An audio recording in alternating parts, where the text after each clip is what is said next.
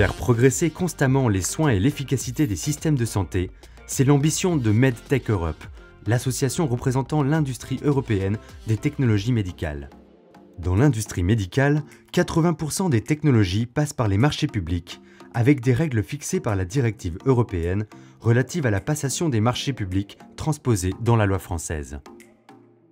L'approche de l'achat basée sur la valeur, c'est une méthode guidée par un dialogue structuré. Au lieu de penser en termes d'achat des produits et des coûts, il faut plutôt penser pour les critères d'attribution du marché en termes de la valeur que l'offre apporte pour les patients, à l'équipe hospitalière, à l'hôpital et pour la société. Des partenariats innovation peuvent se créer afin d'arriver à des solutions et des achats stratégiques. Dans cette approche, un des principes clés, c'est qu'on se pose d'abord la question « qu'est-ce qu'on veut acheter ?» Appliquer le principe MedTech, c'est l'ambition que s'est fixée UniAchat avec les établissements hospitaliers. Pour mieux comprendre comment cette démarche est appliquée, direction les Hospices Civils de Lyon, le deuxième CHU de France, avec une capacité de 5300 lits et places, 23 000 professionnels de santé et un budget annuel d'1,7 milliard d'euros. Les HCL et UniAchat se sont donc inspirés du principe MedTech pour la contractualisation d'une solution globale pour le réchauffement patient. Une procédure d'achat unique en France et en Europe est initiée. 60% des patients sont hypothermes, alors que 90% des patients sont réchauffés en péri-opératoire. Le deuxième point, c'est qu'en termes de monitorage des patients, on a actuellement des mesures qui sont très imprécises.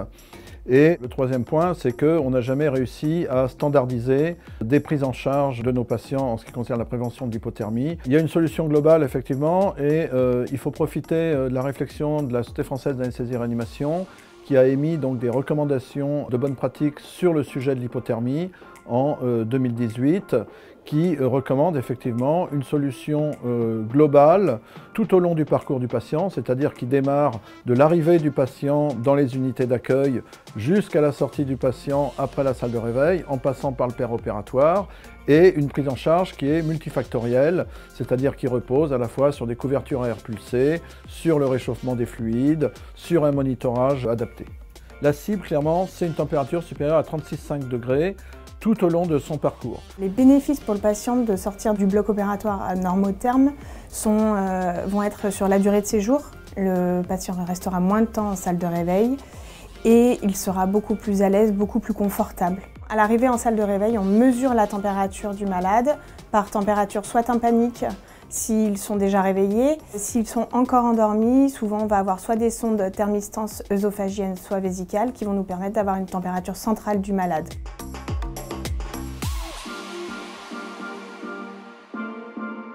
La démarche d'UniAchat et des Hospices Civils de Lyon est originale car elle est basée sur des objectifs de résultat. Et en plus, elle est aisément transposable pour tout hôpital qui souhaiterait améliorer sa pratique de lutte contre l'hypothermie au bloc opératoire. La démarche peut être répliquée à chaque hôpital et même à chaque bloc opératoire de chaque hôpital par un mécanisme simple qui ne perturbe pas les procédures budgétaires. Chaque paramètre du marché pourra être personnalisé et ainsi, chaque équipe concernée pourra trouver la méthode la plus adaptée à son activité clinique et se sentir impliquée dans les protocoles mis en place.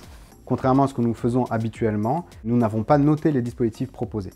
Ils ont été présentés aux équipes du bloc et ensuite nous leur avons uniquement demandé s'ils seraient prêts à travailler avec ces matériels.